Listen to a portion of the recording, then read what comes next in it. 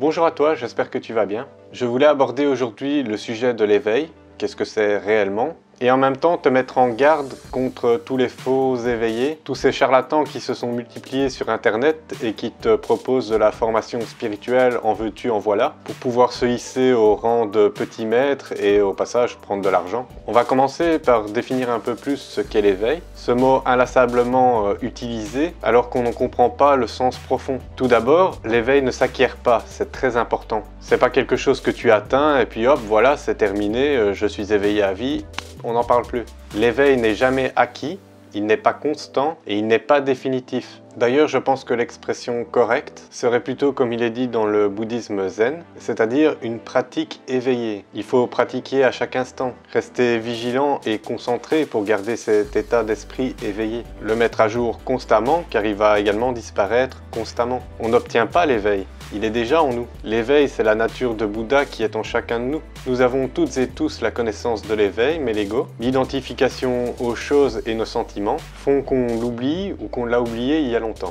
On oublie constamment notre état éveillé, on se perd dans les illusions du samsara, de l'identification, du moi par opposition à tout le reste, parce que dès qu'il y a perception par notre esprit, il y a interprétation. Et si notre esprit interprète, il s'identifie au moi et crée une dualité entre ce qu'il considère comme moi et ce qu'il identifie comme n'étant pas moi. Il faut donc une pratique constante pour bien rester concentré sur le moment présent, pour réactualiser sans cesse cet état d'éveil en mettant en pratique les enseignements que l'on acquiert. Cette mise à jour constante de l'éveil permet d'enlever les voiles qui viennent se déposer petit à petit par-dessus et qui nous empêchent de le voir, et donc qui nous fait replonger dans l'illusion. Je le répète, on n'atteint pas l'éveil comme on atteint un endroit en partant d'un point A à un point B. Hop, j'ai atteint l'éveil, c'est gagné. Non, ça marche pas comme ça. C'est une concentration de chaque instant, un travail sur soi perpétuel. Ensuite, il faut se méfier doublement de son propre ego. En oubliant en quelque sorte notre premier moi, l'ego va vouloir se raccrocher à quelque chose qu'il connaît et va donc créer un autre moi, subrepticement, un espèce de moi spirituel et éveillé, car il va s'identifier à l'éveil,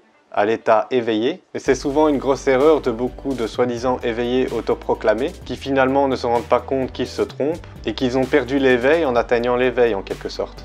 Maintenant qu'on a un peu éclairci cette notion d'éveil, j'aimerais t'aider à reconnaître tous ces pseudo-gourous que tu as ou que tu vas rencontrer. Alors déjà, un être éveillé se voit dans son comportement, dans sa façon d'agir. Ensuite, il ne va pas te dire qu'il a l'éveil ou qu'il s'est éveillé, vu qu'il sait que ça ne s'acquiert pas. L'être éveillé tend à t'enseigner sans rechercher une contrepartie autre que celle de montrer une autre voie à ses congénères. Pour moi, je trouve donc que quelqu'un qui vient te vendre un truc, même soi-disant révolutionnaire, a peut-être tout compris au business, mais pas à l'éveil. Pareil s'il te dit « je suis éveillé, je me suis éveillé », car il y a identification, ego, moi je suis éveillé et pas toi. Tu peux avoir eu un réveil spirituel. Là oui, d'accord, moi personnellement je pense avoir eu un réveil spirituel. Mais l'éveil, je le rappelle encore, est quelque chose qui ne s'acquiert pas. Il se travaille constamment. Toujours lâcher prise. Dès qu'il y a saisie par notre esprit, il y a conceptualisation et interprétation. Et cela aussi pour l'éveil en lui-même. L'éveil n'est pas un concept qu'on attrape. Si tu y arrives, regarde ton état d'éveil, mais n'essaie pas de te l'approprier. Continue simplement ta pratique. Je sais que ça peut paraître excitant, un peu comme quand on fait un rêve et qu'on se rend compte qu'on est en train de faire un rêve, qui se transforme en rêve lucide. Cela peut te permettre d'accomplir de grandes choses, mais si par malheur tu te laisses gagner par cette excitation, il y a de grandes chances que le rêve s'arrête et que tu te réveilles. Pour continuer cette comparaison avec les rêves lucides qui me semblent plutôt appropriés, si tu as réussi à passer le moment d'excitation quand tu te rends compte que tu es dans un rêve, tu vas pouvoir commencer à le modeler.